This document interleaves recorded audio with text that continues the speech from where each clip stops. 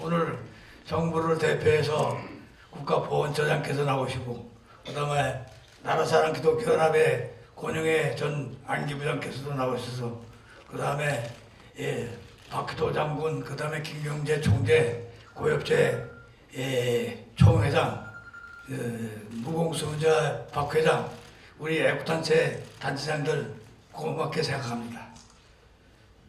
애국단체 동지 여러분, 지난 한 해 어려운 시간을 보내면서 많이 애쓰신 보람도 없이 나라가 온통 좌측으로 기울면서 희망찬 새해가 아니라 걱정스럽고 위험한 국가안보 상황으로 전개되고 있어서 안보 일선에서 평생을 보낸 노병으로서 번민의 새해를 맞이하고 있습니다. 이 나라가 어떻게 세워졌고 어떻게 지켜진 나라입니까?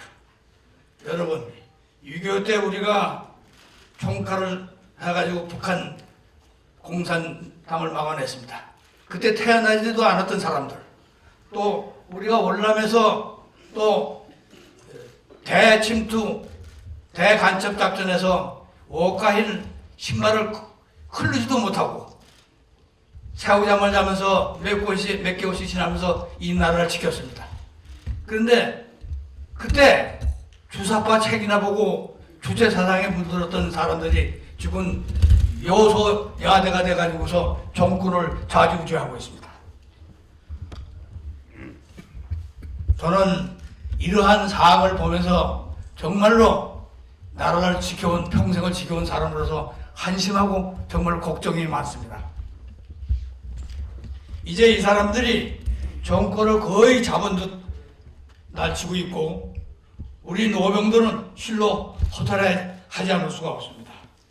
한미동맹의 상징인 전시작전권 전환, 한미연합사 해체를 2번이나 연기 저지한 우리들의 기대에 역행해서 집권하면 한미연합사를 해체한다고 그러고, 사드 배치를 반대하고 있고, 개성공단을 재개한다고 하며 북한 퍼주기를 다시 시작하는 태세입니다.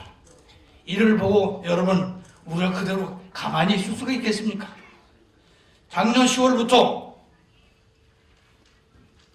여러분이 잘 아는 JTBC 방송으로부터 폭발한 최순실 게이트는 역사상 유례없는 검찰, 특검, 국정조사, 탄핵 등 한 사건에 대해서 4가지 조사를 하고 있습니다.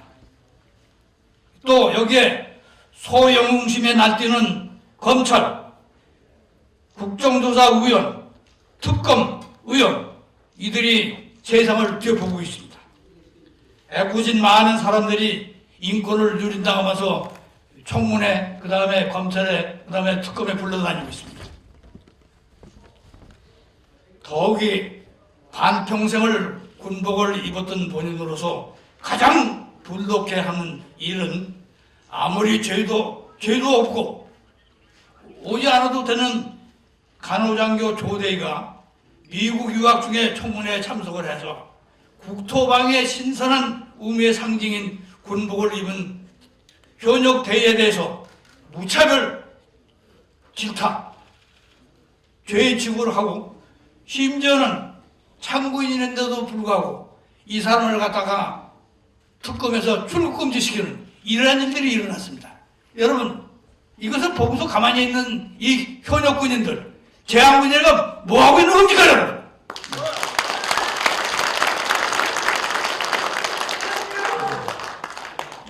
조금 전에도 얘기를 했지만은 미국 같은 데서는 현역 군인들이 이 비행기를 타면은 1등 칸, 그 다음에 비즈니스, 여기에 좌석이 비어있으면 그 사람들 먼저 타면 됩니다.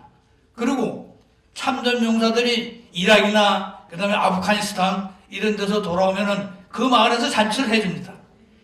이 현역 육군대의 복장을 입고 있는 그 여군 대회에 대해서, 간호장교에 대해서 무차별한 그러한 만행을 저지르는 데 대해서 말이지, 저는 분노를 느끼지 게 한이 없어가지고서 재향군인에다가 연락을 했습니다.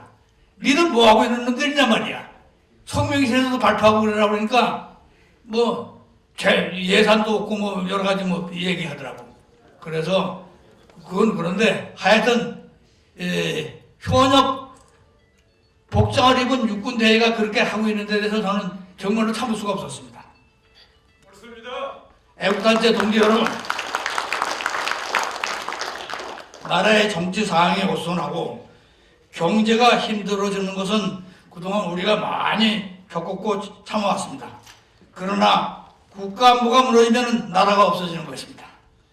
지금의 한국의 상황을 패배한 월남이나 또는 6.25 전초와 같은 그러한 상황이라고 많은 사람들이 얘기를 합니다. 우리는 친박도 박사모도 아닙니다. 그러나 우리는 대한민국 자유민주주의를 지켜온 애국 안보의 여군들입니다. 우리는 결코 우리 조국 대한민국이 자유민주주의가 아닌 연방제 통일이나 사회주의의 정체성을 띤 어떠한 정치 형태를 반드시 개국해서 우리의 정체성 대한민국 지켜나갑시다.